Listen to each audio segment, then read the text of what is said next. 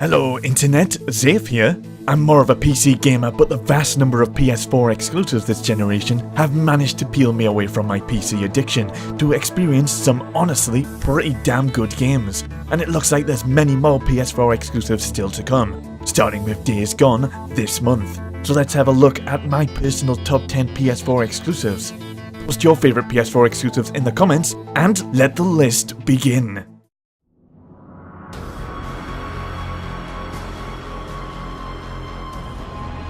Killzone Shadowfall. A solid first-person shooter and the science fiction themed campaign is a decent time. This was a really early launch game for the PS4, and it was originally a great showcase of the new visuals offered with the fresh new leap in technology.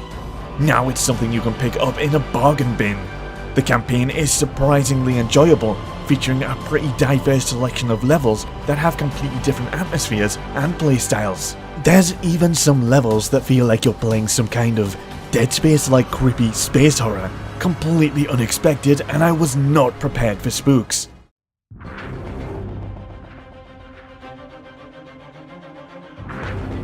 Detroit Become Human. In a not-so-distant future, androids are an integral part of human society. This interactive story adventure closely follows three androids: Connor, who works in Detroit City's police department, Kara the housemaid, and Marcus, a domesticated house android. In general, I really liked exploring the identity of androids in a future that's not too far-fetched, with most androids being generally mistreated or pretty much enslaved by their human creators. There's a lot of agency behind the choices you make, which effectively gives you the steering wheel for the story, and might even potentially have you killing off major characters. Because of this, Detroit offers a lot of replayability with all the different story paths available. Out of the three main characters, I've got to say I was thoroughly entertained watching Connor and his awkward interactions with his human cop buddy, Hank. Do you listen to Knights of the Black Death? I really like that music. It's full of energy. You listen to heavy metal?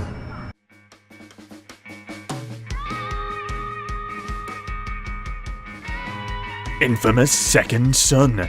This is the third game in the Infamous series, which has you playing Deslin, with superpowers similar to Rogue from the X-Men, all in the action-adventure open city of Seattle. It's just really fun playing and developing new abilities or powers, a lot of which have visually stunning special effects. There's a pretty simple morality system which involves performing good or evil actions that'll change up your playstyle and even add new abilities to your arsenal. It's not quite as impressive by today's standards, but Infamous Second Son was such a big hit, it even got a follow-up standalone expansion, First Light, which I also thoroughly enjoyed.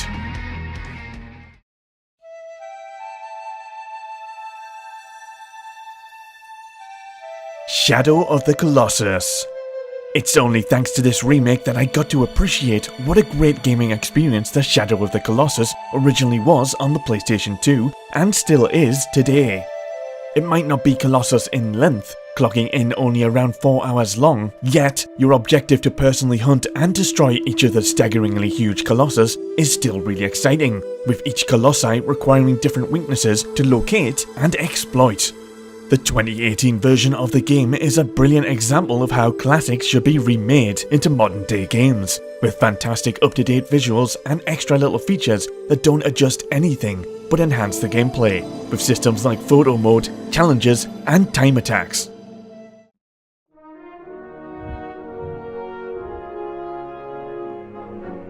Uncharted 4: A Thief's End. It's the final entry with Nathan Drake for the Uncharted series, and it's a brilliant send-off. Shooting and puzzle mechanics are solid, with general gameplay made even better with some much larger open areas that require drivable vehicles to navigate.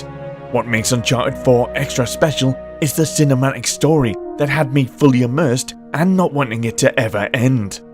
My favourite part of Uncharted has definitely got to be the banter between Nathan Drake and his wingman Sully. Sully? Know what I love about partying with a bunch of crooks? What's that? Nobody cares if you smoke indoors.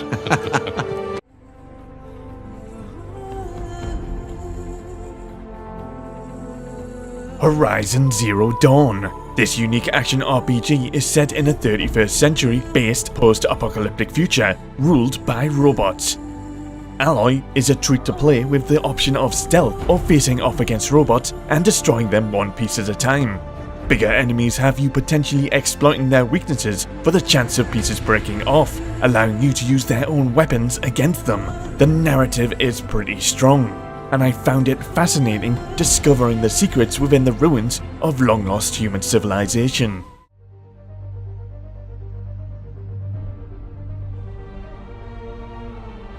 Marvel's Spider-Man.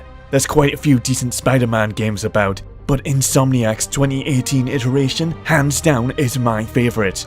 Rather than seeing Peter Parker's origin story retold for the 100th time, you get to play an experienced Spider-Man who's developed his skills and already dealt with numerous threats. The web slinging is great, and once mastered, it makes traversing the city of New York thrillingly fun and fluid. Combat is really engaging with loads of web-based special attacks. Not to mention, this part of Spider-Man's story is incredibly exciting and filled to the brim with characters from the Spider-Man universe, both friend and foe. But even the side content is top quality, which makes going for the Platinum Trophy well worth your time. If you haven't already played this, give it a go, you might just get stuck in its web.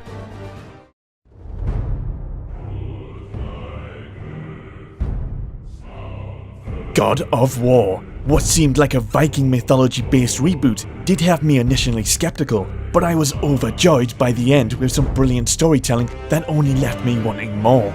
The new refined combat system made for slower gameplay that involves more decision-making and opportunities for reaction-based attacks, while the awkward interactions between the cold Kratos and his naive son Atreus were pretty touching, with deep developments through the story.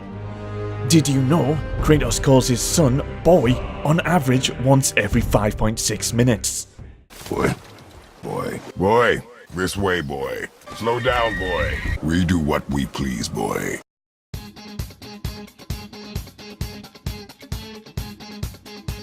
You'll never see this coming.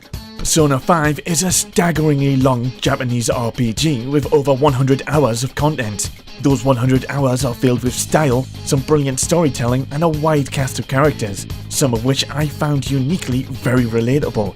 It's a pleasure from start to finish, and Persona 5's soundtrack is also addictively fantastic.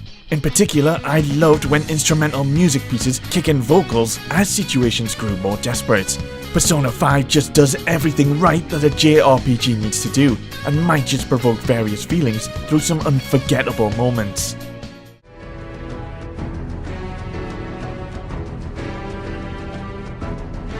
Halo Master Chief Collection.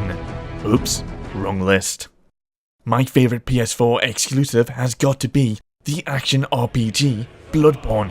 It's just got this amazing haunting atmosphere, with it being set in a dark and twisted Victorian-inspired city, along with some challenging and goosebump-inducing encounters that can be a real test of determination. The fast-paced combat comes with more dodge rolls and risk-reward style gameplay, allowing you to recover a bit of health after retaliating back to enemies. There's so many creepy secrets to discover, different weapon types to experiment with, and procedurally generated challenge dungeons that kept me playing long-term. I already lost my sanity a long time ago with From Software games. I just embrace the insane difficulty now, and I love it.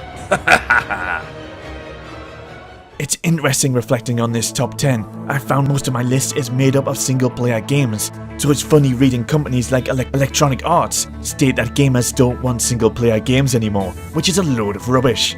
Again, post your favourite PS4 exclusives in the comments, and if you enjoyed this list, hit that like button or smash the subscribe button. Next week I'll be looking at the upcoming games of next month. Thank you for watching, and see you next time.